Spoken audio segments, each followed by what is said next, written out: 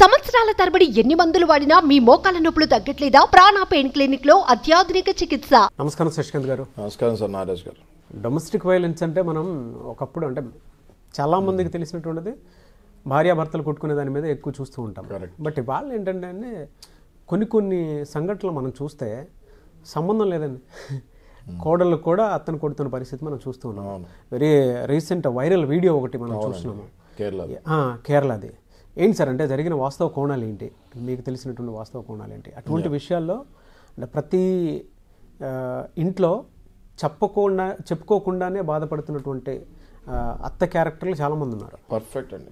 మీరు ఇవాళ ఈ కేసు వచ్చింది, ఈ కేసు వస్తుంది చాలా మంచిదైంది. ఎందుకంటే ఈ కేసు కామన్గా అవుతున్నాయి.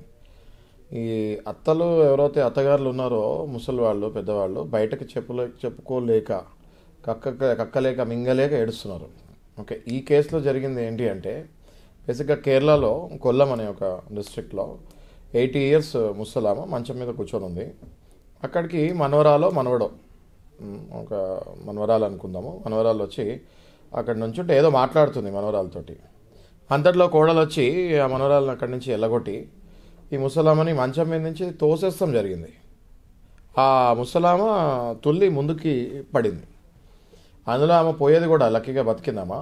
ఓకే, అలా 80-85 years వాళ్ళని తోసేస్తే పోయే ఛాన్సెస్ కూడా ఎక్కువ ఉంటాయి.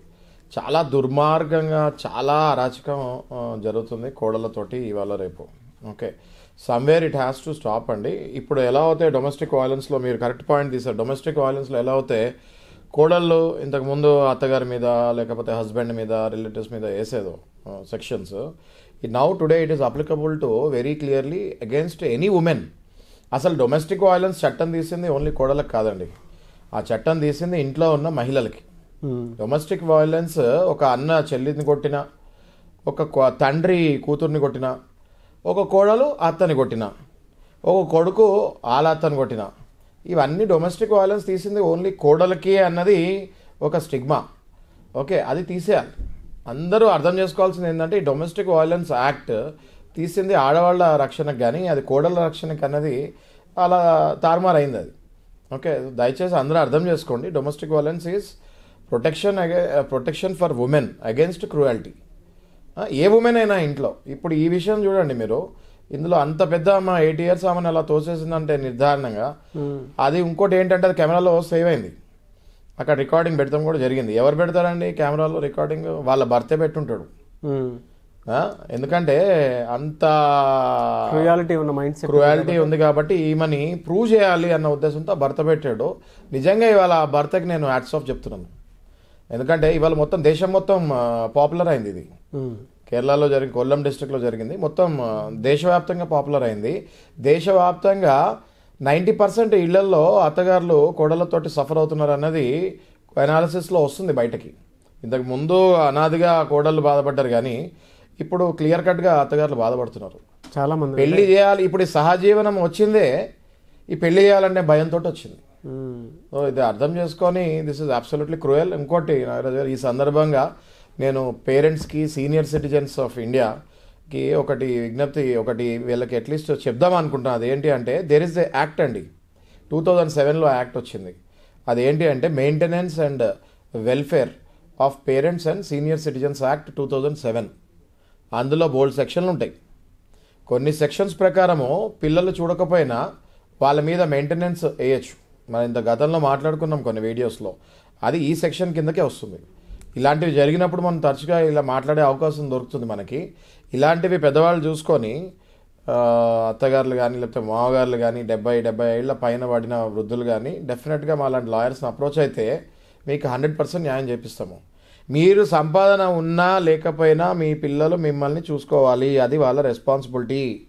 లేని పక్షాన ఈ senior citizens act, maintenance and welfare of parents and senior citizens act 2007 ప్రకారం మీరు వాళ్ళ మీద కేసు వేయచ్చు. వాళ్ళు ఒకవేళ మీకు మెయింటెనెన్స్ చేయకపోతే వాళ్ళని జైలుకి పంపిస్తారు. అర్థమవుతుంది కదా నాగరాజు? ఇది చాలామందికి తెలియదండి, చాలామందికి తెలిస్తే చాలామంది అత్తగారు లైన్లో నుంచుంటారు కేసులు వేస్తానికి. చాలామంది తెలియదు. ఇది ఎన్ని డేస్ సార్ అంటే ఇది కనుక ప్రూవ్ వెంటనే అండి 2-3 monthsలో వచ్చేస్తుంది.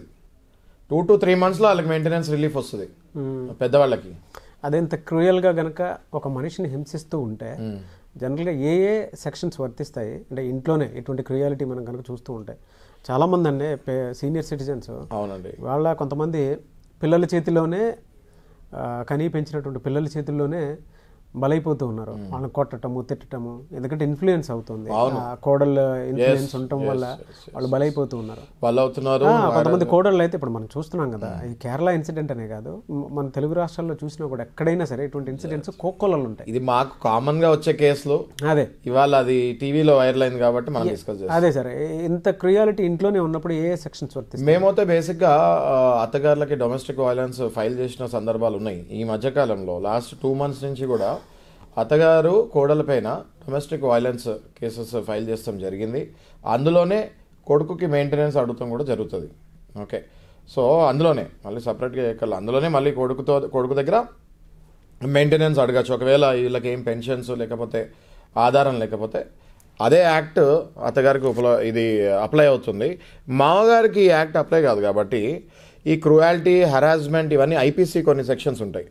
ఆ ఐపీసీలో మామగారు ఈ కేసు వేసుకోవచ్చు, ఏది కోడల మీద. ఓకే, ఎట్టి పరిస్థితుల్లో ఇప్పుడు కోడల హరాస్మెంట్స్ తీసుకునే అవసరం లేదండి. మీరు మౌనంగా ఉండే అవసరం లేదు. ఈ వీడియో చూసిన వాళ్ళు తప్పకుండా ప్లీజ్ రీచ్ అవ్వండి.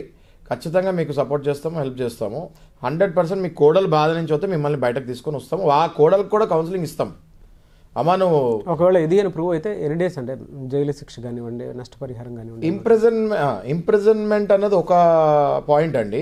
దానికి ముందు ఫస్ట్ మెయింటెనెన్స్ ఇవ్వాలని ఒక స్టేట్మెంట్ జడ్జ్మెంట్ వస్తుంది. జనరల్గా ఏ పర్సంటేజ్లో ఉంటుంది సార్ అది? ఈ వీళ్ళ లైఫ్ స్టైల్ బట్టి ఉంటుంది నాగరాజు గారు. ఇప్పుడు కొడుకు ఫర్ ఎగ్జాంపుల్ ₹1,00,000 సంపాదిస్తున్నాడు అనుకోండి, అట్లీస్ట్ 15,000 నుంచి 20,000 వరకు మనం మదర్కి ఇప్పించచ్చు. Yeah, definitely. ఓకే, భార్యకి ఎంత మెయింటెనెన్స్ ఇవ్వాలని ఉంటుందో జనరల్గా భార్యకి 1/3 మెయింటెనెన్స్ ఇవ్వాలి నాగరాజు గారు. పిల్లలు కూడా ఉంటే 50% మెయింటెనెన్స్ ఇవ్వాలి. ఈ 1/3 మెయింటెనెన్స్ మన మదర్కి కూడా ఇప్పించచ్చు. యా యా యా అది చాలా మంది తెలీదు. అదే మీరు చాలా మంచి టాపిక్ తీశారు. అదే తెలియదు చాలా మందికి, తెలియక చాలా మంది తల్లులు బాధపడుతున్నారు. ఈ కొడుకులు కూడా ఏంటి అంటే పాపం ఈ కోడలు పెట్టే ఇబ్బందికి సాఫ్ట్గా ఉండే కొడుకులు బలవుతున్నారు. ఇప్పుడు ఇవాళ ఏదైతే కెమెరా పెట్టాడో డైరెక్ట్గా ఆమెను హ్యాండిల్ చేయలేకే కదా కెమెరా పెట్టింది, అదే రికార్డింగ్ పెట్టింది. అవును, డైరెక్ట్గా హ్యాండిల్ చేయలేకే కదా అది వైరల్ చేశాడు. ఖచ్చితంగా చాలా మంచి పని చేశాడు ఆయన, ఎవరు పెట్టాడో కానీ ఖచ్చితంగా ఇది మంచి మెసేజ్ అండి. సడన్గా ఒక్కసారి బొమ్మని వెళ్ళింది ఇది మొత్తం దేశవ్యాప్తంగా. ఒక్కసారి మగవాళ్ళందరూ ఆలోచించుకోవాలి. ఎవరైతే వాళ్ళ భార్యలు వాళ్ళ అమ్మల్ని ఇబ్బంది పెడుతున్నారో దయచేసి అలో చేయకండి. అది క్రూయాలిటీ. మౌనంగా ఉంటే అది మీరు కూడా క్రూయాలిటీ అది. సో నేను నా విజ్ఞప్తి అందరూ పిల్లలకి, please don't allow your wives to beat your mothers and fathers. చాలా ఘోరం అది. యా, ఒకవేళ జైలు శిక్ష పడే అవకాశం ఉంటే ఇది అని ప్రూవ్ అయిన తర్వాత ఇందులో నాగరాజ్ గారు ఇది క్రూయాలిటీ అంటే ఇప్పుడు మళ్ళీ అబెట్మెంట్ ఫర్ సూసైడ్లు, అటెంప్టివ్ మర్డర్లు, గట్టిగా కొడితే సెక్షన్ 354లు, 324లు, రాడ్తో కొడితే వేరే సెక్షను, చేతితో కొడితే వేరే సెక్షను.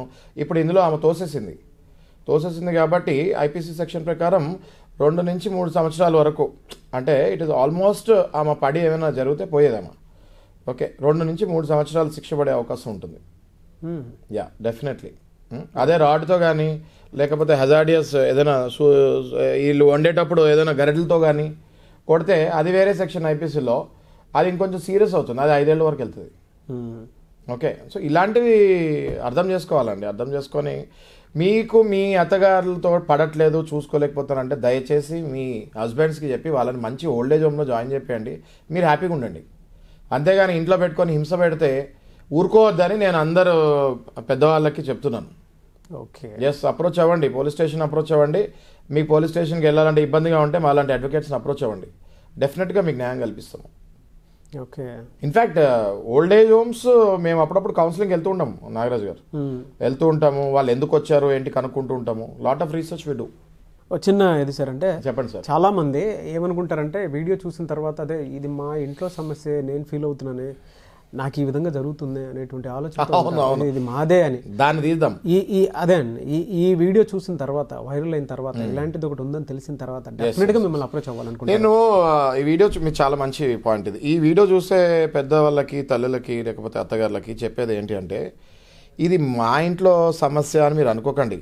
ప్రతి ఇంట్లో సమస్య ఇది. ప్రతి ఇంట్లో ఇంటింటికి ఒక రామాయణం ఉంటుంది. ఓకే, నేను ఏదైనా బయటకు వస్తే నా పరువు పోతుందా, లేకపోతే అది అందరికీ తెలుస్తుందా అన్న మీరు ఆ స్టిగ్మాలో ఉంటే లైఫ్ లాంగ్ అలానే ఉంటారమ్మా. మీరు మీ శేష జీవితం హ్యాపీగా గడపాలి అంటే తప్పకుండా మీరు లాయర్ని అప్రోచ్ అవ్వండి. ప్రతి ఇంట్లో ఇష్యూస్ ఉంటాయి. మీ ఇంట్లోనే, ప్రపంచం మొత్తంలో నా ఇంట్లోనే ఇష్యూ అనుకొని అలా ఉండిపోకండి. బయటకు రండి, మా దగ్గర చాలామంది వస్తున్నారు, మీరు కూడా రండి. తప్పకుండా మీకు సరైన కౌన్సిలింగ్ మీ అబ్బాయికి కోడలికి చేసి మిమ్మల్ని సేఫ్గా ఉంచుతాము. సో మిమ్మల్ని ఏ టైంలో అయినా సరే అప్రోచ్ అవ్వచ్చు. 24/7 నాగరాజు గారు. స్క్రీన్ మీద కనిపిస్తున్న నెంబర్కి సుమన్ టీవీ ద్వారా you can approach. Thank you so much Shashikanth గారు.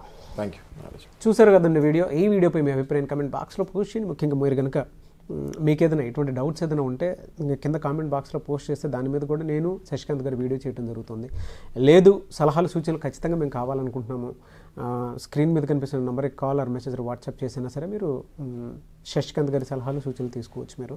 అండ్ ఏదైనా దీనికి సంబంధించి అంటే ల్యాండ్ రిజిస్ట్రేషన్కి సంబంధించింది కానివ్వండి, ఇంట్లో వైలెన్స్ ఏదైనా అవుతూ ఉందనంటే, లేదా మీ మీద తప్పుడు కేసు ఏదైనా పెట్టేస్తే, లేదు తెలియకుండానే కొంతమంది హెరాస్మెంట్ కేసులో ఇబ్బంది పడిపోతూ ఉంటారు, అటువంటి ఏదున్నా సరే మీరు శశికాంత్ గారిని అప్రోచ్ అవ్వాలి అనుకుంటే స్క్రీన్ మీద మీ కాంటాక్ట్ నెంబర్ కనిపిస్తుంది, అని మీరు కాల్ ఆర్ మెసేజ్ వాట్సాప్ చేసి వెంటనే ఎన్రోల్ చేసుకోండి. ఈ వీడియో లైక్ చేయండి, షేర్ మాత్రం తప్పకుండా చేయండి. ఇలాంటి మరిన్ని వీడియోస్ కోసం మా ఛానల్ ఫాలో అవ్వండి. Thank you.